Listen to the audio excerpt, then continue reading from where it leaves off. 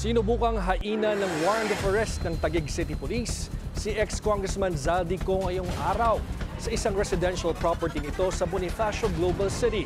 Pero wala rito si Ko. Ayon kay Interior Secretary John Vic Remulla, huli uminong na monitor si Ko sa Japan noong nakaraang linggo, pero posible umanong nakabalik na uli ito sa Europa. Una nang sinabi ni Attorney Roy Rondain, legal counsel ni Ko, na takot umuwi ang kanyang kliyente dahil umano sa mga banta sa buhay nito.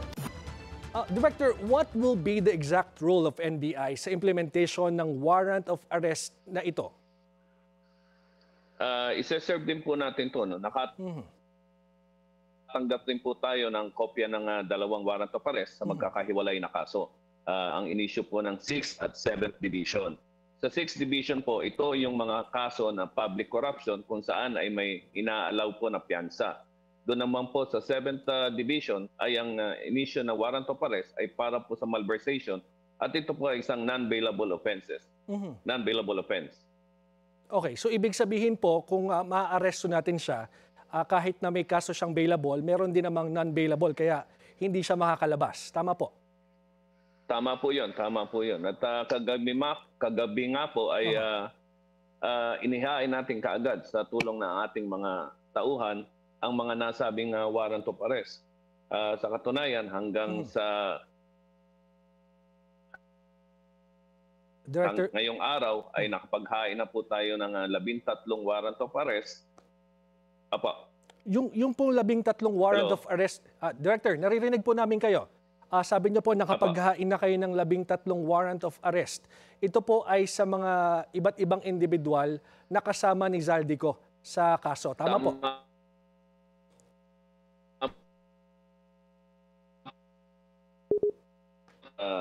Public corruption at sa malversation. Tama po yun. Ito po ay yung mga kasama niya, co-accused niya sa kaso dito sa hain po natin to sa mga well-known addresses nila. Okay.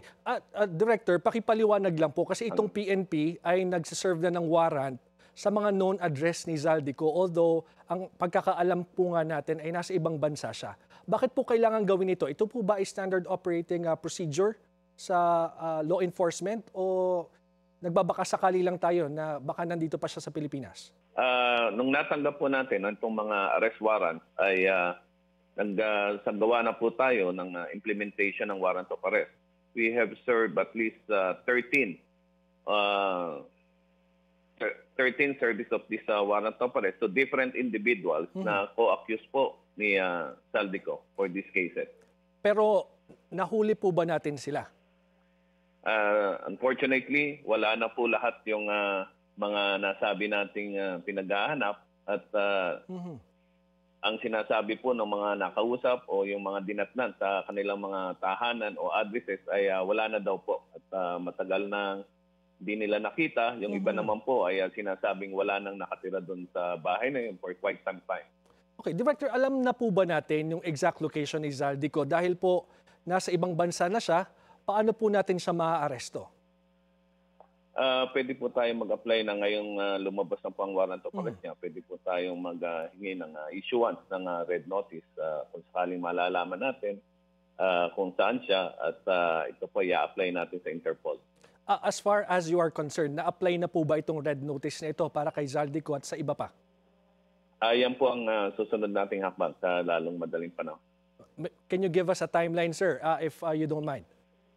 Kasi po, ang proseso niya na i-apply po muna natin yan at yan po ay evaluate at pag-aaralan naman ng NCB. At kung sakaling makita nila na may substance o may ang pag-apply, ay i-issue po nila yan.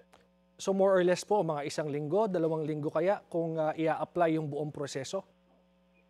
Hindi po natin matitiyak kung gaano po katagal dahil tayo lang po ay humihingi ng aplikasyon dito sa search sa red notice at sila po kasi ang makakapagbigay ng tamang panahon. Saan po yung bansa yung last known location ni Zaldico if alam po ninyo sa NBI? Sa amin po, narinig lang po namin na nabanggit na ang huli pong lokasyon ay sa Japan, ayon po sa ating Secretary Remulla. Mhm. Pero Kami rin po ay gumagawa ng sariling pag-track sa kanyang location. pakipaliwanag nyo lang po sa atin, Director, kapag humiling po tayo at nag-grant itong red notice ng Interpol, ano po ang mangyayaring susunod? Usually po, kung siya ay meron na po tayong red notice at siya po ay nakita ng isang member state ng Interpol, siya po ay pwedeng i-hold, hulihin at ibalik dito sa ating bansa.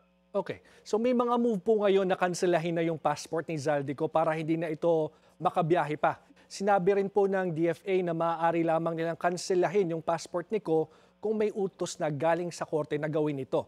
As far as the NBI is concerned, makakatulong po ba ito para madali siyang maaresto? Malaking bagay din po yan dahil kung nasaan man siyang bansa at kung wala siyang pasaporte, siya po ay maituturing na illegal alien. At magiging mode of the pagbalik naman sa kanya sa Pilipinas o sa ating bansa ay ang deportation. Okay, so it's gonna be easier kaysa po yung Interpol yung pagaganahin. Tama po? Pwede po yung dalawang pamamaraan na yun. Kapag naaresto po itong si Zaldico at yung iba pa, sabi nyo kasi kanina doon sa 30 na warrant na na-serve po ninyo, walang naaresto at hindi na sila alam kung nasaan, ano po yung magiging proseso? Saan po siya dadalhin? Pagka na-aresto po si Zaldico, unang-una po ay isusurrender natin siya sa korte kung saan nag-issue ang warrant of arrest. At susunod po nun ay magbibigay po ng commitment order ang korte kung saan po siya ididetine habang dinidinig ang kanyang kaso. Okay. So posible rin po kaya na may ibang passport na aside from Philippine passport itong si Zaldico? Yan po ang aalamin po natin. Okay. Ngayon, isang bagay po, kanina po natanong ko sa inyo, kanina kasi nakita natin yung SPD, Southern Police District, yung Taguig Police na nag-serve ng warrant doon sa isang known address ni Zaldico. Although alam nga natin wala na siya sa Pilipinas, bakit po ginagawa pa rin ito? Kasi po, isa rin yan sa sinasabi natin yung thoroughness natin at ini-implementa lang din natin yung warrant of arrest para maibalik din po ito sa korte. Kasi yan po ang utos ng korte na i-implement ang isang warrant of arrest. Kung ano man ang resulta, negatibo o positibo, kailangan po yang i-return o isauli sa korte para po mas makapagbigay pa ng additional na kautusan ng ating mga korte. Gagawin po ito sa lahat ng residential property niya? Opo. Okay, sige po. Baka po may mensahe kayo kasi I've read earlier na meron kayong mensahe kay Zaldico. If he's listening right now, ano pong masasabi nyo ngayon?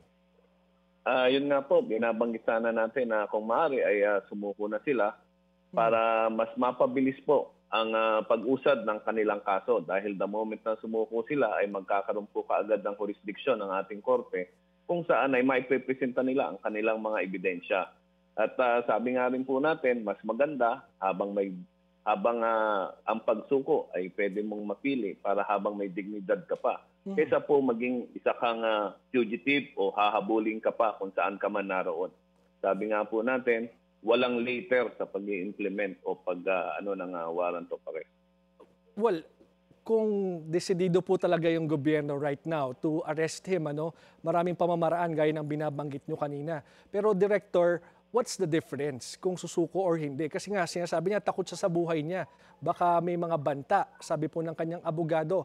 How can we ensure his safety as well as yung mga iba pang mga akusado po na hinahanap na sa ngayon? May mga pamamaraan naman po ang ating gobyerno para po maproteksyonan ang kanyang buhay kung siya ay nangangamba. Makikita po natin na marami na rin naman pong ganitong sitwasyon kung saan naaresto o sumuko ang isang pinaghahanap natin at hanggang ngayon naman po ay ligtas ang kanilang mga buhay at umuusad ang mga kaso. Okay, maraming salamat po NBI Director Lito Magno.